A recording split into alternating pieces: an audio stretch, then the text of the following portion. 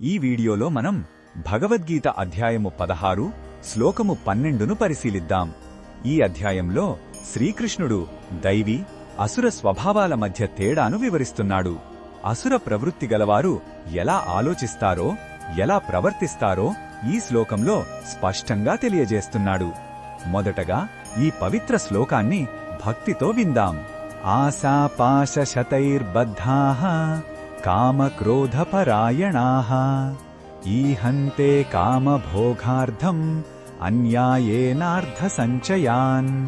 ఈ శ్లోకం అర్థమేమిటంటే, అసుర స్వభావమున్నవారు వందలాది ఆశలనే పాసాలతో, అంటే తీరని కోరికలనే తాళ్లతో కట్టబడి ఉంటారు.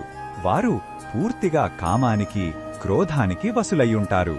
వారి జీవితమంతా కోరికలను తీర్చుకోవటం, తీరనప్పుడు కోపగించుకోవటం చుట్టూనే తిరుగుతుంది. ఈ ఇంద్రియ సుఖాలను అనుభవించడం కోసమే అన్యాయమైన మార్గాలలో ధనాన్ని సంపాదించడానికి నిరంతరం ప్రయత్నిస్తూ ఉంటారు.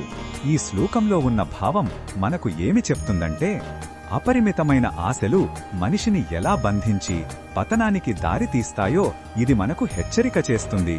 కోరికలనే వలలో చిక్కుకున్న వ్యక్తికి స్వేచ్ఛ ఉండదు.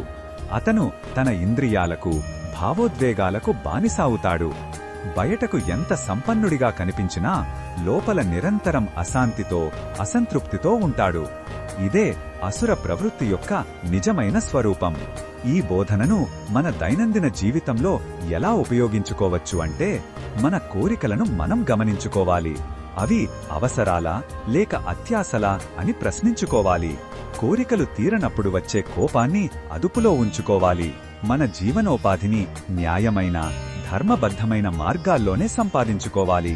నిజాయితీగా సంపాదించిన దానితో సంతృప్తిగా జీవించడం అలవరుచుకుంటే ఈ శ్లోకంలో చెప్పిన మానసిక బానిసత్వం నుండి మనం బయటపడవచ్చు. మరిన్ని భగవద్గీత శ్లోకాల అర్థాన్ని తెలుసుకోవాలంటే మా తదుపరి వీడియోలను తప్పకుండా చూడండి.